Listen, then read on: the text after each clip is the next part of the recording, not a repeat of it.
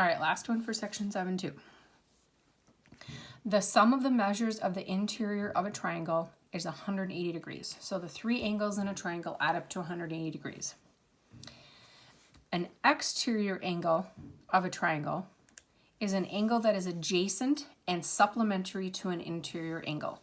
So here's an example of an exterior angle. It's adjacent to and supplementary with this interior angle, okay? Sometimes what gets people confused is if both of the sides of a triangle are extended. People sometimes think that this is an exterior angle, but notice this is vertical with the interior angle not adjacent to. So this is not an exterior angle. This would be an exterior angle, and this would be an exterior angle, but this one out here is not. This would be adjacent and supplementary. This would be adjacent and supplementary. This one is a vertical angle and is equal to, okay? So example 6 is on page 371. Two angles of a triangle measure 43 and 86. Find the measure of the third angle. So we take 180 minus 43 minus 86. And I don't trust my brain right now, so I'm just going to stick that all in the calculator. 180 minus 43 minus 86. And I get 51 degrees. Check your progress 6. One angle in a triangle is a right angle, and one angle measures 27 degrees. Find the measure of the third angle. So 180 minus a right angle means that it's 90 degrees. The second angle is 27 degrees. So again, this one I could probably do without the calculator, but since I've got it here. So I do 180 minus 90 minus 27, and I get 63 degrees. And example 7 uses this picture. It's on page 372. So we have a triangle and all of the sides are extended, okay? So before I even read this problem, if you want to look, angle D is an exterior angle, angle E is not. So angles A and E are congruent or equal because they are vertical angles. B and D are going to be supplementary, okay?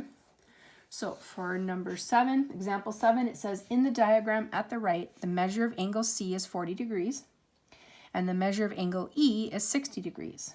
Find the measure of angle D, okay? So if E is 60, that means that A has to be 60 because those are vertical angles. C is 40, okay? And so then these add up to 180.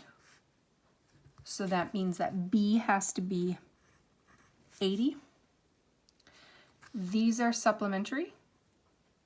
So then 180 minus 80 is 100 degrees.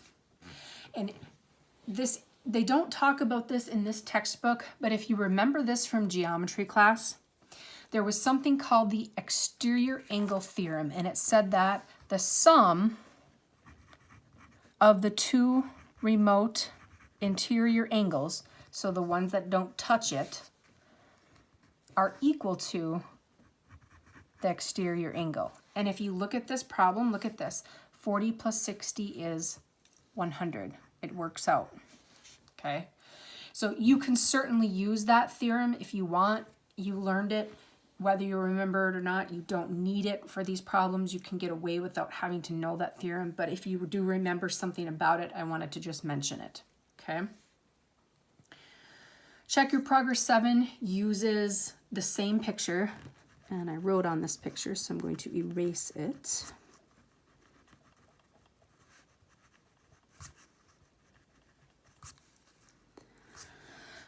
So in the diagram, the measure of angle C is 35. The measure of angle D is 105. Find the measure of angle E. So C is 35. D is 105. and then we want to find E. So if we find A, then we can find E. Same thing, okay? So you could work your way through right here. These are supplementary, so 180 minus 105 is 75. And then I could take 180 minus both of those. So 180 minus 35 minus 75 is going to give me 70, which means that angle E is also 70, because these are vertical angles. Now, using this exterior angle theorem again, okay, so angle CA plus C is angle D. So right away, we were given C and D. So I would have had A plus 35 equals 105. And so then A would have been 70. And I could have gotten that answer right away for this problem, okay, using that exterior angle theorem. But again, you don't need it. You don't have to use it, but it's handy. It saves a little bit of time.